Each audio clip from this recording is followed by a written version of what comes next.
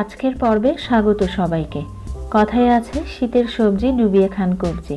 শীতকালে রং বেরঙের নানা সবজির মধ্যে টমেটো অন্যতম।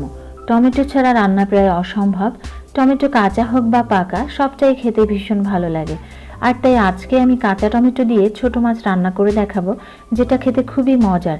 একেবারে কম মশলায় আর কম সময়ে রোজকার রান্নার জন্য উপযুক্ত একটা রেসিপি। কাঁচা টমেটো দিয়ে কিভাবে ছোট মাছ রান্না করতে হয় সেটা দেখার জন্য আমার সাথেই থাকুন। প্রথমে চুলায় একটা প্যান বসিয়ে দিয়েছি আর এর মধ্যে দিয়ে দিচ্ছি 2 টেবিল চামচ তেল। তেলটা গরম হয়ে গেছে।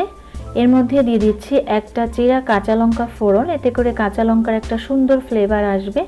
আর এর মধ্যে দিয়ে দিচ্ছি হাফ কাপ পেঁয়াজ কুচি। এই রান্নাতে পেঁয়াজের পরিমাণটা একটু বেশি দিলে সেটা খেতে অনেক ভালো লাগবে। পেঁয়াজটাকে 2 মিনিট ধরে একটু নেড়েচেড়ে ভেজে নিতে হবে, তবে খুব বেশি ভাজার দরকার নেই। এই পর্যায়ে যখন নরম হয়ে আসবে তখন মাঝখানে একটু জায়গা করে এর মধ্যে দিয়ে দিচ্ছি 1 চামচ আদা বাটা আর সাথে একটু হলুদ দিয়ে দিচ্ছি, এতে করে আদা বাটা ভাজার সময় ছিটবে না। আদা বাটাটা মাঝখানে একটু ভেজে নিয়ে আবারও পেঁয়াজের সাথে একটু নেড়েচেড়ে মিশিয়ে নিচ্ছি। আর এই পর্যায়ে আমি সামান্য একটু জল দিয়ে দিচ্ছি, কারণ আমি শুকনো মশলা অ্যাড করব, এতে করে মশলাটা পুড়ে যাবে না। দিয়ে দিচ্ছি 1 টিস্পুন জিরে গুঁড়ো, 1 টিস্পুন ধনে গুঁড়ো, আর কালারের জন্য আমি দিয়ে দিচ্ছি হাফ টিস্পুন লাল মরিচের গুঁড়ো, দিচ্ছি হাফ টিস্পুন হলুদ গুঁড়ো। আর লবণটা এই পর্যায়ে অ্যাড করছি না। এই পর্যায়ে মশলা দিয়ে পেঁয়াজটাকে খুব ভালো করে কষিয়ে নিতে হবে। এই পর্যায়ে মশলাটা কষা হয়ে গেছে। আমি আরও 3টা কাঁচামরিচ দিয়ে এখানে আরেকটু নেড়েচেড়ে নিচ্ছি। আর এই সময়টা চুলার আঁচ লোতে রাখতে হবে। এই পর্যায়ে আমি দিয়ে দিচ্ছি 2টা ধনেপাতা কুচি।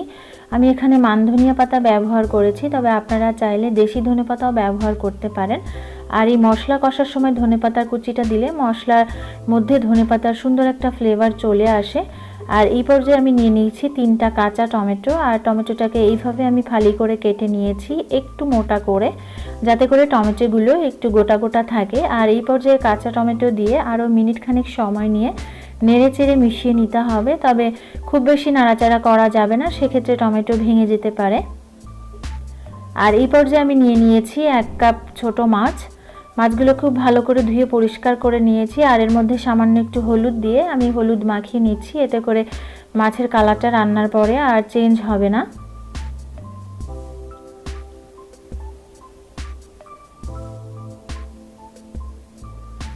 তবে মাছের ক্ষেত্রেও আমি কোনো লবণ ব্যবহার করিনি, লবণটা একটু পরে ব্যবহার করব।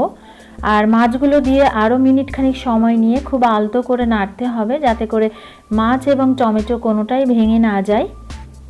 যেহেতু ছোট মাছ, এটা নাড়তে গেলে অনেক সময় ভেঙে যেতে পারে। আর খুব বেশি নাড়াচাড়ার দরকার নেই। এই পর্যায়ে রেখে আমি এবার লবণটা দিয়ে দিচ্ছি, আর লবণটা অবশ্যই স্বাদ মতো দিতে হবে।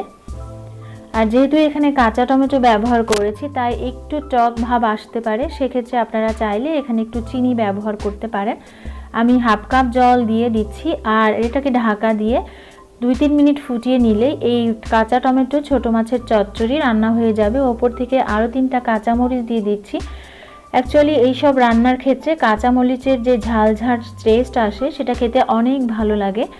আর ঢাকা দিয়ে 3 মিনিট রান্না করার পর এই যে দেখুন এই রকম পর্যায়ে চলে আসবে। আর এই পর্যায়ে নামিয়ে পরিবেশন করতে পারেন গরম গরম ভাতের সাথে, চাইলে ঝোলটাকে আবার পুরো টেনেও ফেলতে পারেন। তো আমি এই পর্যায়ে নামিয়ে নিচ্ছি। আশা করছি রেসিপিটি আপনাদের ভালো লেগেছে। ভালো লাগলে ট্রাই করুন, আর কেমন হয়েছে আমাকে কমেন্ট করে জানান, কারণ আপনাদের লাইক, কমেন্ট, শেয়ার, সাবস্ক্রাইব আমাকে অনেক বেশি উৎসাহিত করে। সবাই খুব ভালো থাকবেন। Thank you so much.